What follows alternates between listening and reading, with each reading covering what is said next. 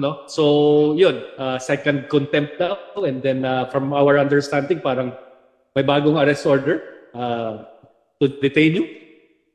Hindi na ako nagtataka dyan, no? Kasi alam nyo, dati naman akong galing dyan sa Kamara. Ang sinabi sa akin ng mga matatalik kong kaibigan dyan, talagang pupuruhan ako, hindi lang dahil ako talaga ay, kumbaga, kaalyado ng mga Duterte. Kung hindi, ang sabi daw ni Speaker Romualdez, ako daw ang responsable doon sa bangag na video, yung pulveronic video na ipinalabas ni Maharlika. Ang nakapagtataka, bakit nila ako pagsususpetsahan? Samantalang si Maharlika naman, ang dating loyalista talaga ng mga Marcoses. No? At dahil siya ay napakalapit na loyalista nung nakaraan, natural lang na marami siyang mga puting ahas na magbibigay ng mga ganyang ebidensya gaya ng pulveronic video.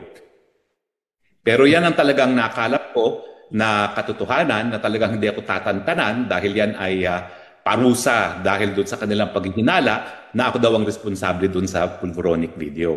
Pero malinaw naman sa tingin ko sa buong bayan na ang nangyayari dito sa Quadcom ay hindi investigasyon. Ito isang witch hunt. Ito isang kangaroo court.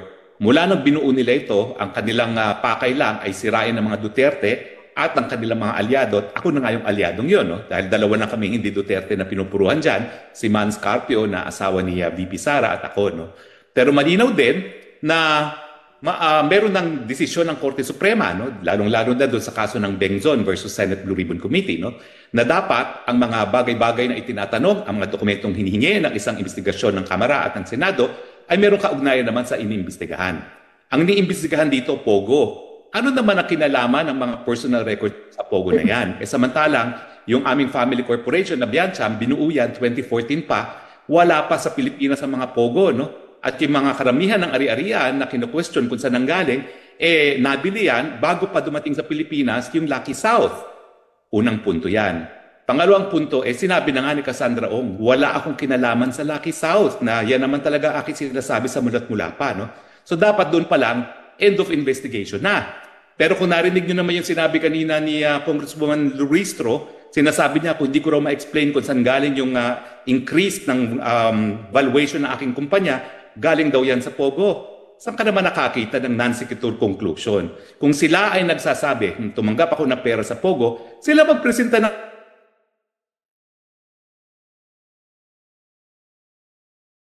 anong ebidensya. So malinaw po talaga yan, na sa mulat-mula, talagang ang gusto nila, ipakulong ako ng ipakulong dahil nga pinaparusahan ako dahil sa kanilang paghinala na may kinalaman ako dun sa pulveronic video na yan.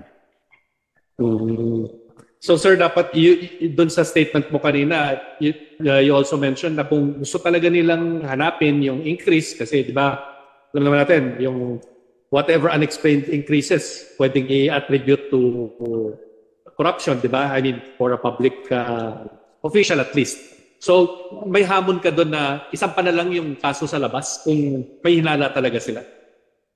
Tama po yun. Kasi yan naman ang sabi ng Korte Suprema.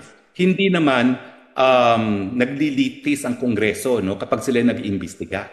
Kaya nga kinakailangan ang hiningin mga dokumento at mga tanong sa mga resource persons may kinalaman doon sa bagay na iniimbestigahan.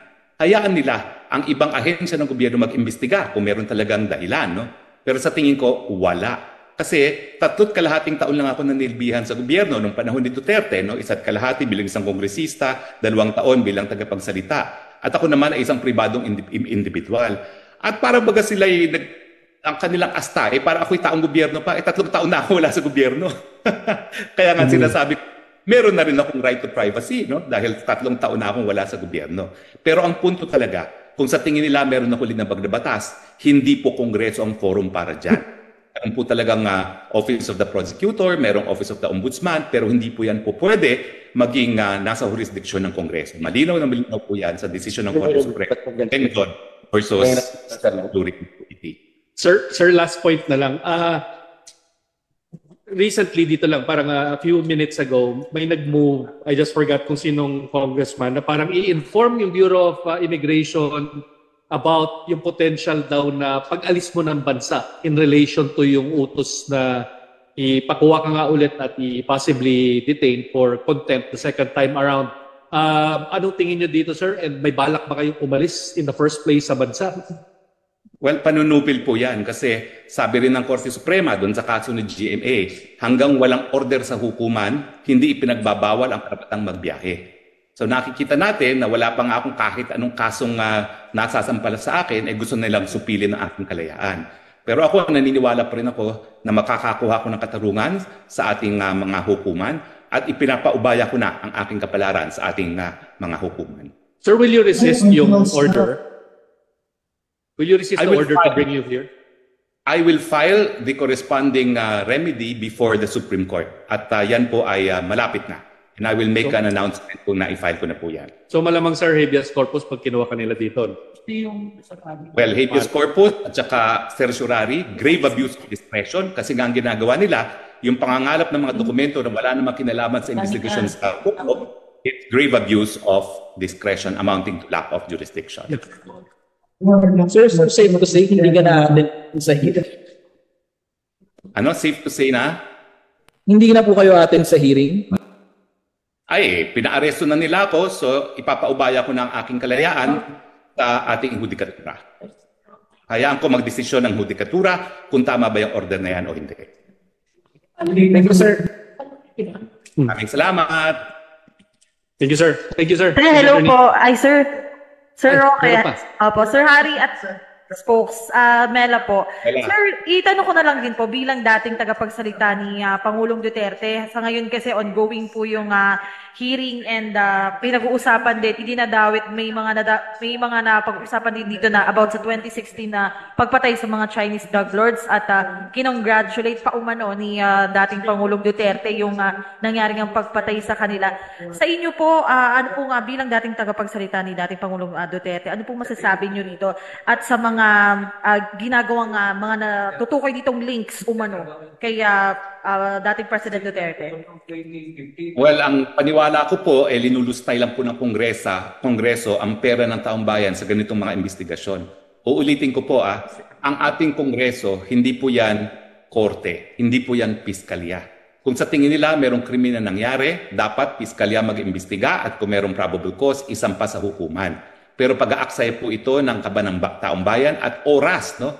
Mantakin nyo, ang daming oras na binubuhos ito, hindi naman katungkulan ng Kongreso na litisin kung nagkakasala o hindi ang ating presidente. Dati pa naman sinasabi ni Presidente Duterte, haharapin niya ang lahat ng kaso na ihahain sa kanya, pero sa tamang forum at yan po ay sa piskalya at sa hukuman. Sir, may pagkakataon po ba nagkausap din kayo ni dating President Duterte? Nagpo-monitor din kaya siya nitong Quadcom hearing? Ano po kayong masasabi niya dito sa nadadawit yung pangalan niya? Well, hindi po siya nababahala kasi alam naman niya na talagang kangaroo court ang nangyayari dyan sa Kongreso. Pilit nilang pinapagalit ang taong bayan laban sa mga Duterte at kanilang mga aliado, pero sa tingin ko, sa pamamaraan na ginagawa nila na kangaroo court, lalo lang nagagalit ang taong bayan. At napapansin nga nila itong pag-aksaya ng resources ng gobyerno. Okay, thank you so much po.